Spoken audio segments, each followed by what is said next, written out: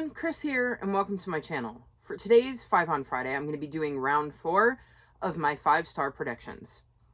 This time I thought I would do something a little different and kind of give myself a category to pick from, and I was looking around my shelves for some inspiration, and I realized I had a lot of Book of the Month books that I needed to get to, and I thought, what a great way to get to them in a timely manner if I made them 5-star predictions. So I'm going to go through 5 Book of the Month books that I think I'm going to give 5 stars. First up is Firekeeper's Daughter by Angeline Boulley, and I believe I've heard this described as a kind of a Nancy Drew-ish book, but I'm not positive.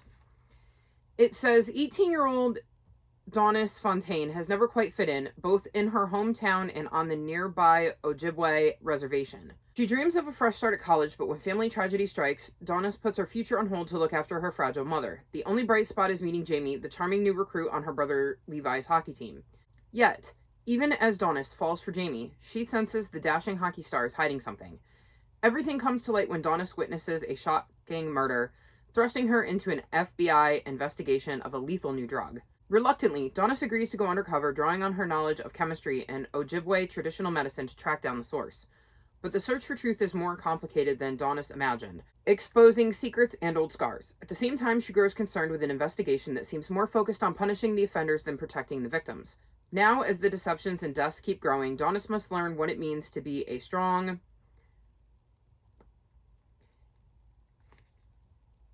I have no idea how to pronounce this, but in parentheses it says Ojibwe woman. I will put it up on the screen so you can see what I'm seeing, but I am not even going to attempt that. I will butcher it. But Donis must learn what it means to be a strong, and how far she'll go for her community, even if it tears apart the only world she's ever known. Firekeeper's Daughter is an electrifying thriller layered with a rich exploration of the modern Native experience, a reckoning of current and historical injustices, and a powerful celebration of community. So this sounds like it is right up my alley. You've got a bit of a mystery, and it is YA, so it'll hopefully be an easier read. I am really excited to see some Native American rep in here, specifically Ojibwe, and I am very, very curious about this book, and I definitely think it could get a full 5 stars for me. Next up, we have We Are the Brennans by Tracy Lang, and I almost held on to this because of the shamrocks. I made it my spring cover, but I remember too much about the description to be able to do that. And I remember from the description thinking, oh, that sounds like a book I'm really going to like. So in this book, we're following 29-year-old Sunday Brennan, who wakes up in an LA hospital, bruised and battered after a drunk driving accident, and swallowing her pride goes home to her family in New York. But it isn't easy for her, as she deserted them all and her high school sweetheart 5 years before with little explanation, and they've got questions. She's determined to rebuild her life, even if it means tiptoeing around her brothers and her ex-fiancé, but the longer she stays, the more she realizes she needs them. A dangerous man from her past brings her family's pub business to the brink of financial ruin, and the only way to protect the Brennans is to upend all their secrets. Secrets that have damaged the family for generations and will threaten everything they know about their lives. In the aftermath, the Brennans are forced to confront painful mistakes and ultimately find a way forward together. So this is on here because I was getting a lot of really big family vibes, and I love books that give me family vibes, and it also has got a bit of a mystery to it because we don't know why Sunday left. We don't know what's going on with this dangerous man and all of these secrets, so it sounds like it's going to be another bit of a mystery, and I think it definitely could get a 5 star for me due to the mystery aspect and the family vibes. Next up, I have Razor Blade Tears by S.A. Cosby. I believe this is a thriller, so I'm purposely not going to read the inside. But from what little I remember, it is following 2 men whose sons were killed, one who's white and one who's black. And I think they're both seeking answers as to what happened to their sons. And I think that's all I want to know when I go into it. So I don't really want to read more.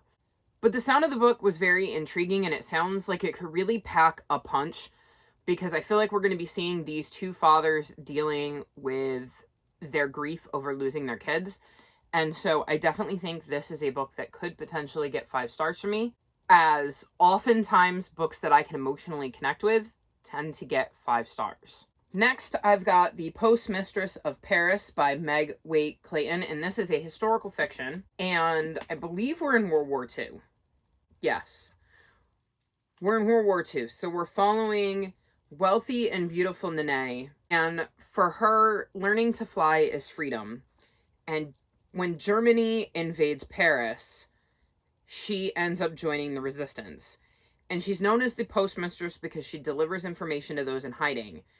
And she uses her charms and skills to house the hunted and deliver them safely.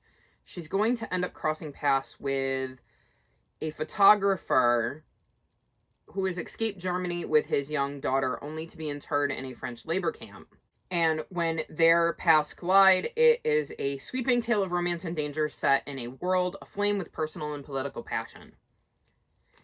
It was inspired by the real-life Chicago heiress Mary Jane Gold, who worked with American journalist Varian Fry to smuggle artists and intellectuals out of France. The Postmistress of Paris is the haunting story of an indomitable woman whose strength, bravery, and love is a beacon of hope in the time of terror. It sounds like the type of historical fiction that is going to be right up my alley. I love when they are also based on true stories, because I feel that a lot of the ones that are based on true stories tend to have an edge to them, especially around World War II, that helps to bring the narrative to life and the horrors that these people dealt with to life. So I'm hoping that this one is going to check all of the boxes for things I love in historical fiction and will get the 5 stars. And lastly, I have This Tender Land by William Kent Kruger. And the reason this is on here is because I have seen other people talk about how good this book is. And I believe we're following 4 people. Actually, we're following 4 kids. We're in the summer of 1932, and we're going to be at the Lincoln Indian Training School, which is a place where Native American children were forcibly separated from their parents and were sent to be educated. But in this, we're following Odie O'Banion, who is an orphan whose exploits constantly earn him the superintendent's wrath. He and his brother are the only white faces there.